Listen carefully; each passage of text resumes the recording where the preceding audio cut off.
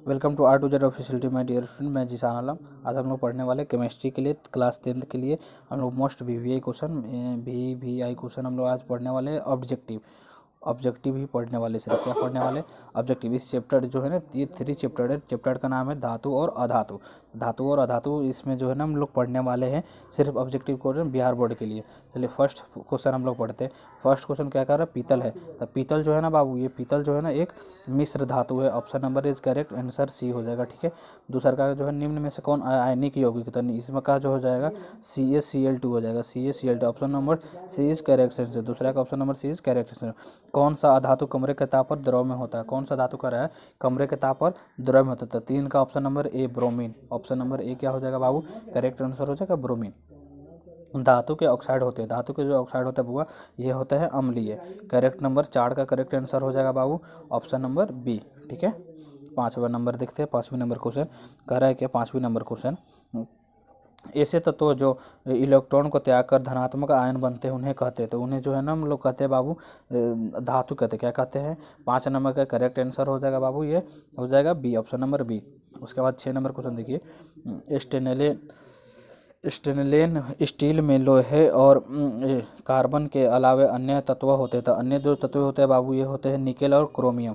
क्या होते हैं? ऑप्शन नंबर करेक्ट इस 6 का ऑप्शन नंबर करेक्ट हो जाएगा सी बाबू। ठीक है। अगला 7 नंबर क्वेश्चन देखिए। निम्न में कौन सा उपधातु, जो निम्न में कौन सा जो है बाबू तो उपधातु, तो ये इसका करेक्ट आंसर हो जाएगा ऑप्शन नंबर आपका सी Ge जो है ना, ये जर्मेनियम जिसको बोलते हैं, ये करेक्ट आंसर हो जाएगा ऑप्शन नंबर।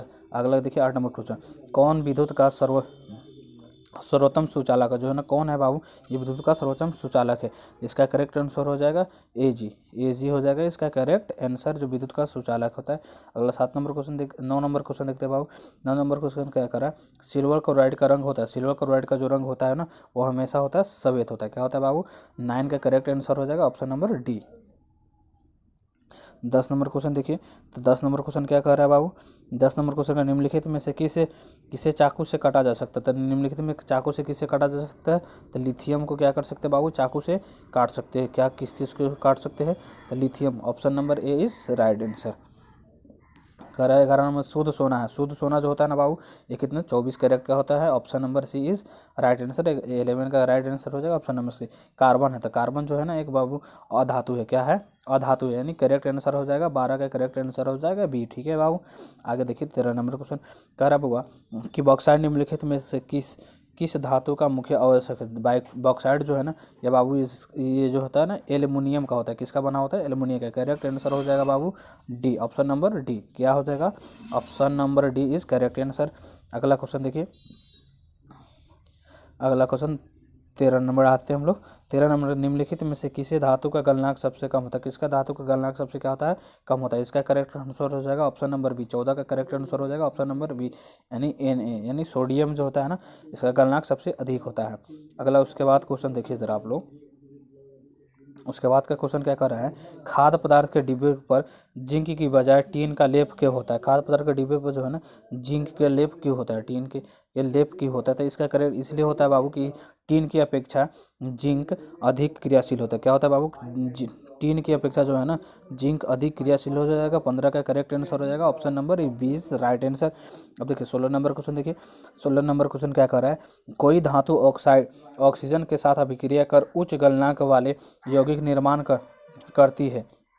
यह यौगिक जल से विलयन है या तत्व क्या है हो सकते हैं? मतलब क्या कर रहा है कि कोई धातु जो है ना ऑक्सीजन के साथ अभिक्रिया कर उच्च गलनांक वाले यौगिक का निर्माण करता है। ये यौगिक जल में विलय है या तत्व है? तो इसका करेक्ट आंसर हो जाएगा ऑप्शन नंबर सी, यानी कैल्शियम है। ये इसका जो नाम होता है वो हुआ कैल्शियम होता है। ऑप्शन नंबर सी 16 का जो राइट आंसर हो जाएगा कैल्शियम हो जाएगा। 17 नंबर क्वेश्चन क्या कर रहा है? लोहे के फ्राइंग पैन को जंग से बचाने के लिए निम्न में से कौन सी विधि उपयुक्त है? मतलब लोहे की जो पेन होता है उसको जिंक से बचाने के लिए बाबू कौन सी विधि सबसे अच्छा है? तो इसमें जो ग्रीस लगाकर जिंक की परत चढ़ाकर पेंट लगाकर, ये तीनों जो है ना ऑप्शन सही है, इसलिए करेक्ट आंसर हो जाएगा 17 का option number D is correct answer. क्या हो जाएगा बाबू?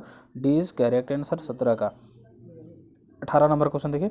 18 नंबर क्वेश्चन का रहा आयरन का महत्वपूर्ण अयस्क होता है। आयरन जो होता है ना इसका महत्वपूर्ण सबसे महत्वपूर्ण अयस्क जो होता है ना, ये इसको बोलते हैं हम लोग हेमेटाइट। क्या बोलते हैं बाबू? हेमाटाइट। 18 का option number B is correct answer. 19 number question का होता है वस्तुओं में चमक का कारण होता है। वस्तु जो होता है ना उसमें चमकने का कारण क्या होता है? तो बाबू उसमें चमकने का कारण होता है मुक्त इलेक्ट्रॉनों की उपस्थिति। इसमें जो है ना इलेक्ट्रॉनों की जो उपस्थिति होता है मुक्त करने की, option number A is right answer. 19 का ऑप्शन नंबर क्या हो जाएगा? Right answer. इसमें जो इलेक्ट्रॉनों की मुक्त होती है, मुक्त इलेक्ट्रॉनों की उपस्थिति जो होती है जिसके कारण होती है। Option number 20। क्वेश्चन नंबर 20 देखते हैं। में सर्वाधिक पाया जाता है, भूपर्पट्टी में सर्वाधिक पाया जाने वाला धातु जो होता है ना भुआ, ये होता है एल्यूमिनियम। क्या होता है? भूपर्पट्टी यानी मतलब भूमि में जो है ना सबसे ज़्यादा अगर कोई चीज़ पाया जाता है तो ये aluminium. Option number A is right answer 20 का। उसके बाद देखिए 21 यानी 21 नंबर देखते हैं हम लोग क्वेश्चन आगे। 21 नंबर क्वेश्चन क्या कह रहा है?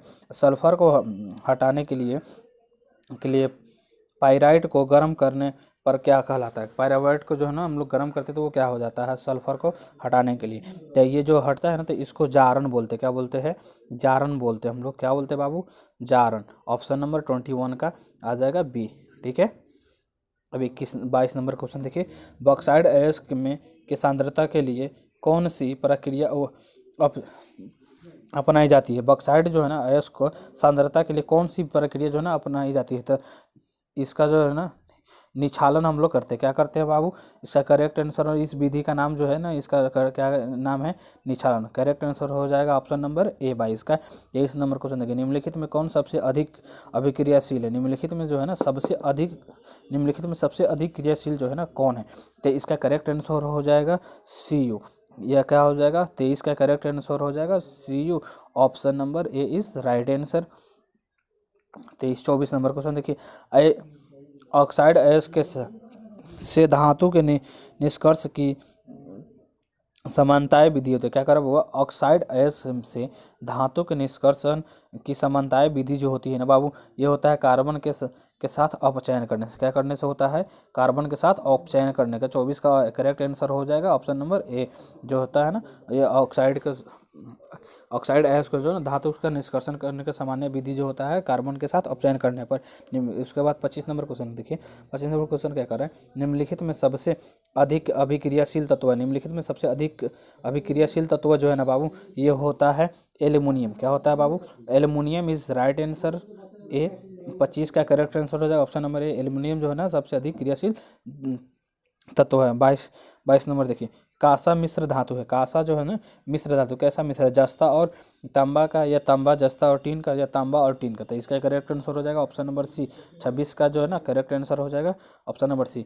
कांसा जो है ना तांबा और टीन का जो है क्या होता है? मिश्रण होता है। 27 नंबर क्वेश्चन देखिए। 27 निम्नलिखित में से कौन सी धातु को वायु में खुला छोड़ देने से संरक्षण होता है? संरक्षण होता है मतलब क्या कर रहा है कि इसमें से कौन सा ऐसा धातु है जिसको वायु में खुला छोड़ देने पर क्या होता है?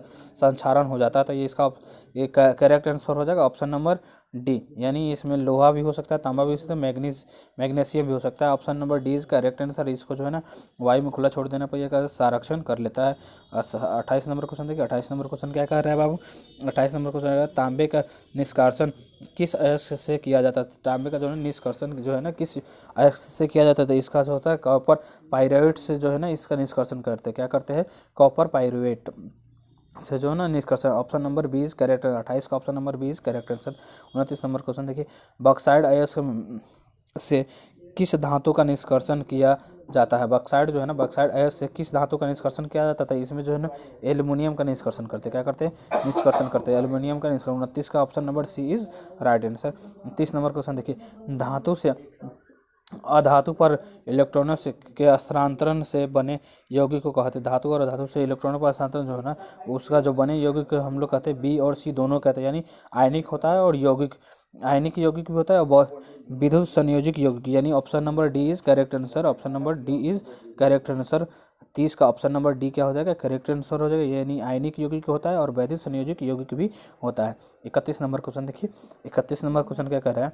जिस धातु को हवा से में खुला छोड़ देने पर से आग पकड़ लेता है उसे कहते हैं। मतलब जिस धातु को जो है ना हवा में खुला छोड़ देने पर जो होता है ना आग पकड़ लेता है उसे हम लोग बोलते हैं sodium. Option number correct answer. यानी 31 का option number C is right answer. 32 number कमरे के ताप पर द्रव अवस्था में पाई जाने वाली धातु का नाम होता है। कमरे के जो ताप है ना उस ताप पर द्रव अवस्था में पाई जाने वाली जो है ना धातु होता है ना उसको हम लोग बोलते हैं पारा बोलते हैं। क्या बोलते हैं? पारा option number C is correct answer. अधातुएं प्रायः चमकीले नहीं होते हैं, परंतु चमकीली अधातु का नाम क्या होता है? जो अधातु होता है ना वो चमकीले नहीं होते, लेकिन एक ऐसा अधातु होता है जो चमकीले होते हैं, जो आयोडीन बोलते हैं। क्या बोलते हैं इसको? आयोडीन बोलते हैं। यानी 33 का करेक्ट आंसर हो जाएगा option number D. 34 number question देखिए, उन क्षारीय धातु का नाम बताइए जिन्हें चाकू से भी काटा जा सकता है। मतलब क्या कर रहा है, उन क्षारीय धातु का जो नाम जो है ना क्या हो सकता है जिसे चाकू से भी काटा सकता है। इसे हम लोग कहते हैं वो लिथियम को भी, सोडियम को भी, पोटेशियम को, इस तीनों को क्या कर सकते हैं हम लोग? चाकू से काट सकते हैं। तो इसका करेक्ट आंसर हो जाएगा option number D is right answer 34 number का। 35 नंबर क्वेश्चन देखिए, 35 नंबर क्वेश्चन क्या कर रहा है कि वह कौन धातु है जो ठंडे जल में अभिक्रिया नहीं करती परंतु गर्म जल के साथ अभिक्रिया कर हाइड्रोजन गैस मुक्त करती है? यह गैस धातु की सतह से चिपक जाती है, परिमाणतः धातु तैरने लगती है। तो ये जो होता है वो मैग्नीशियम होता है। क्या होता है? मैग्नीशियम हो जाता है। 35 का करेक्ट आंसर हो जाएगा ऑप्शन नंबर 20 करेक्ट आंसर हो जाएगा। उसके बाद देखिए 36 नंबर क्वेश्चन। 36 नंबर क्वेश्चन क्या कह रहा है, उत्कृष्ट गैस के 72 कक्ष में कितने इलेक्ट्रॉन होते हैं? उत्कृष्ट गैस के जो नोबेल गैस के जो है ना, जिसको इंग्लिश में बोलते हैं नोबेल गैस, इसके 72 कक्ष में मतलब बाहरी कक्ष में जो इलेक्ट्रॉनों की अधिकतम संख्या 2 भी हो सकती है और 8 भी हो सकती है। क्या हो सकती है बाबू? इसके बाहरी कक्ष में जो है ना option number D is C is correct answer. 36 का इसका जो है ना इसमें 2 भी हो सकता है बाहरी कक्ष में और 8 भी हो सकता है। तो करेक्ट आंसर ऑप्शन नंबर आपका हो जाएगा सी। उसके बाद कह रहा है कॉपर रहित मिश्र धातु। कॉपर जो है ना रहित मिश्र धातु है। तो कॉपर जो है ना ये रहित मिश्र धातु है। तो इसका करेक्ट आंसर हो जाएगा सोल्डर। क्या हो जाएगा बाबू? Option number C is right answer. Option number C is 37 का option number C is right answer. अब देखिए 38 नंबर, जिस धातु में सबसे कम विद्युत चालकता होती है, कह रहा है कि किस धातु में सबसे कम विद्युत चालकता होती है? तो इसमें जो है ना सबसे कम विद्युत चालकता जो होती है ना ये इसमें जो होता है वो शीशा में होता है। क्या होता है? शीशा में जो है ना विद्युत का सुचालक नहीं होता। शीशा विद्युत का सुचालक नहीं हो सकता। तो ऑप्शन नंबर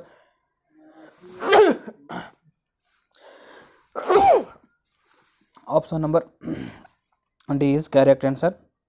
39 नंबर क्वेश्चन देखिए, 39 और मेरा इस वीडियो का लास्ट क्वेश्चन है 39 नंबर। इसमें देखिए, मिश्र धातु में यदि एक धातु पारा हो तो उसे कहा जाता है। मिश्र धातु में कह रहा हुआ एक धातु क्या होना चाहिए? पारा होना चाहिए। तो उसे कहते हैं अमलगन। अमलगन कहते हैं। क्या कहते हैं? उसे हम लोग कहते हैं। करेक्ट आंसर ऑप्शन नंबर 39 का सी हो जाएगा, अमलगन कहते हैं। अगर हमारा वीडियो अच्छा लगे तो इसे लाइक कीजिए, शेयर कीजिए और अपने दोस्तों के साथ शेयर कीजिए, कमेंट कीजिए कि कैसा लगा। अगर इसमें कोई भी दिक्कत है तो हमको कमेंट करके बताइए कि हाँ सर यहाँ दिक्कत है, यहाँ दिक्कत है, कि हम इसको सुधारने की कोशिश करेंगे। और हमारे चैनल पर नए हैं तो हमारे चैनल को सब्सक्राइब कीजिए। जय हिंद, जय भारत।